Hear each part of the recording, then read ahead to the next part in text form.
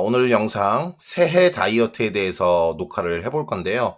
새해 밝자마자 바로 찍으려고 했는데 너무 바빴고 시간이 없어서 이제야 영상을 찍습니다.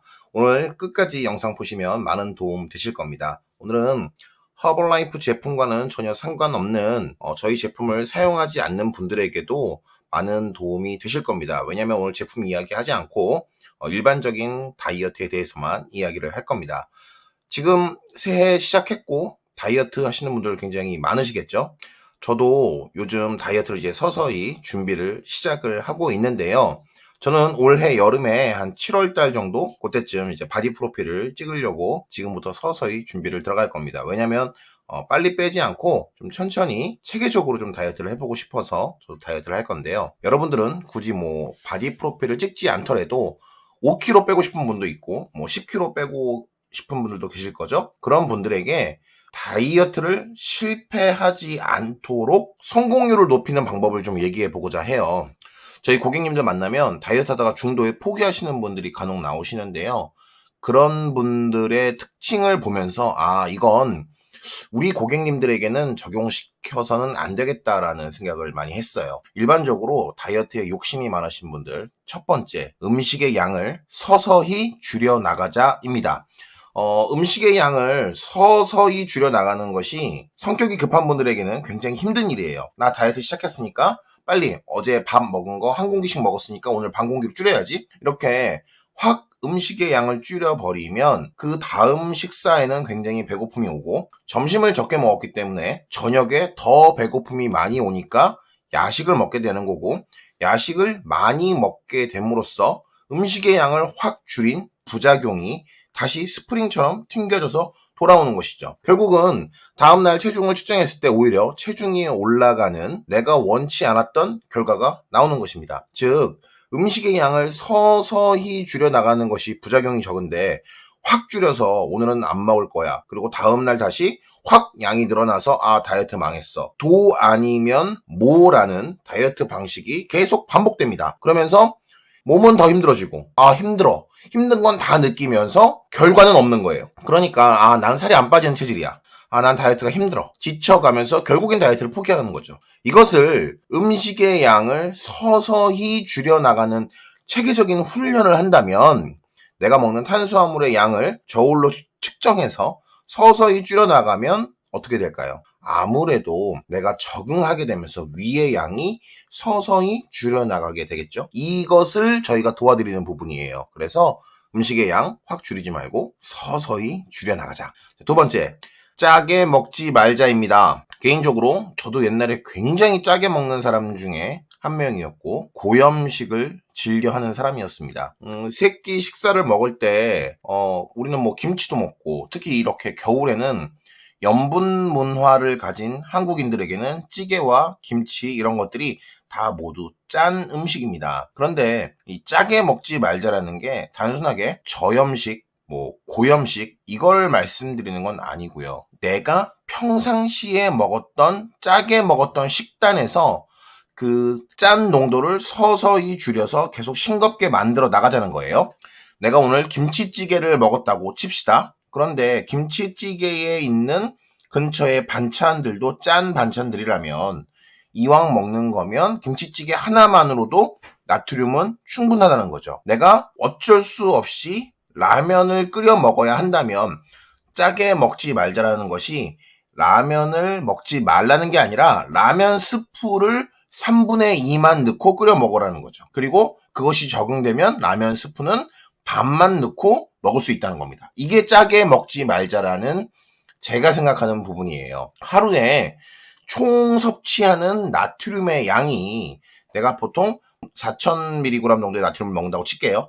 그러면 2,000mg의 나트륨을 먹는 것도 짜게 먹지 말자라는 걸 지켜버린 거죠. 근데 저염식, 고염식 갑자기 확 바꿔버리면 몸이 너무 힘들어. 그래서 결국 얼큰하고 매콤한 걸 더 찾게 돼서 또다시 다이어트를 실패하게 되는 반복하는 현상이 생기는 걸 저는 주변에서 많이 경험을 해뒀어요. 그래서 음식의 양을 서서히 줄여나가는 데 팁은 두 번째, 짜게 먹지 말자입니다. 자, 세 번째, 먹어야 할 음식 종류를 정해두자. 간단하게 말하면 이런 거예요. 나는 이제 다이어트를 시작할 거야. 난 탄수화물은 난 무조건 흰쌀, 난 쌀밥으로 하겠어 라고 정했다면 절대 라면을 먹지 않는 겁니다. 왜냐하면 나는 밥으로 다이어트 음식을 정했으니까요.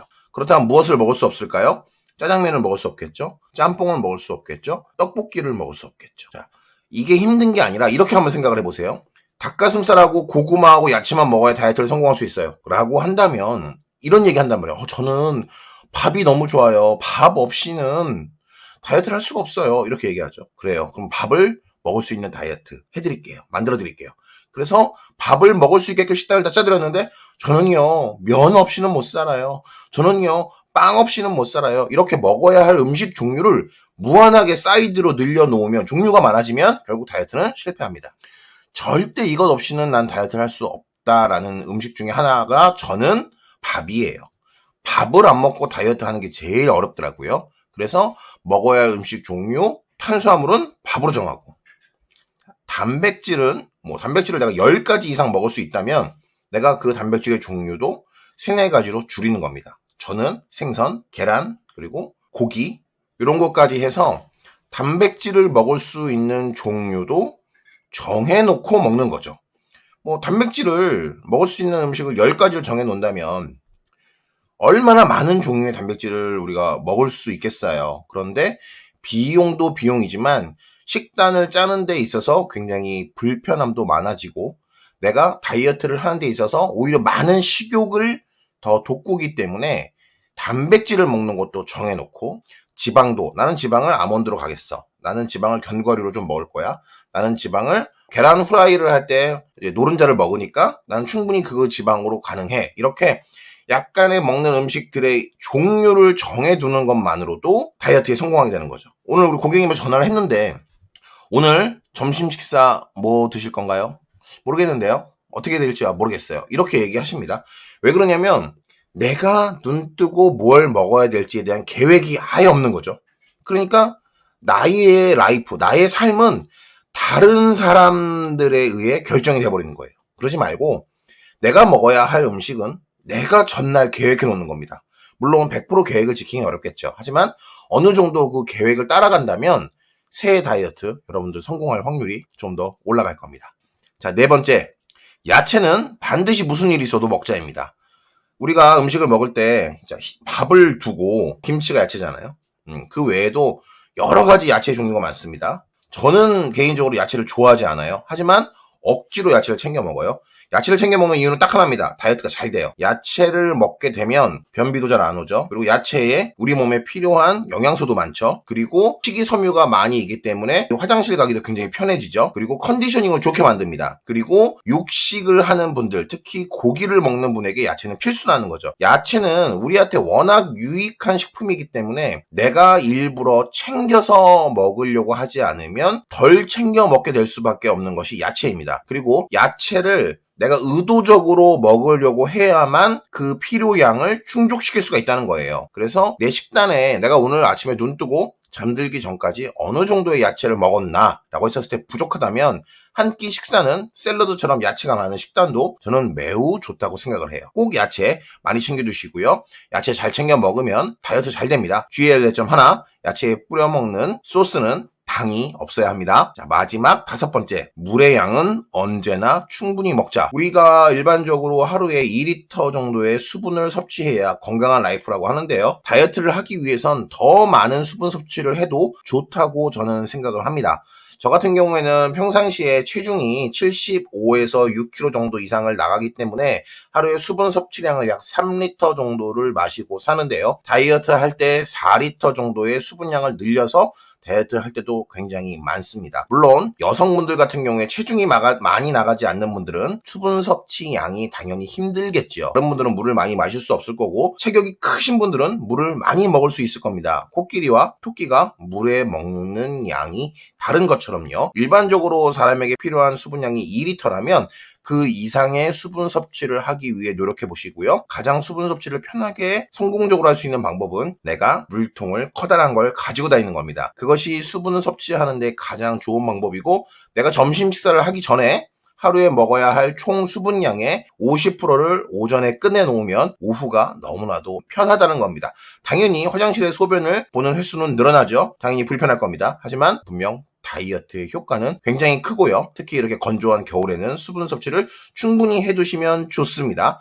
당연히 허브티를 마시면 좋겠지만 그냥 일반 맹물이라도 따뜻하게 많이 드시는 걸 추천드리고 싶습니다. 자, 정리해보겠습니다. 올해 새해 다이어트 첫 번째, 음식의 양을 서서히 줄여나가자. 두 번째, 짜게 먹지 말자. 세 번째, 먹어야 할 음식 종류를 미리 좀 정해두자. 네 번째, 야채는 반드시 무슨 일이 있어도 먹자. 다섯 번째, 물의 양은 언제나 충분히 먹자입니다. 전국에 계신 우리 구독자 여러분, 새해가 밝았습니다. 허벌라이프 11년차 지니 부부에게 다이어트 상담은 언제나 환영하고요.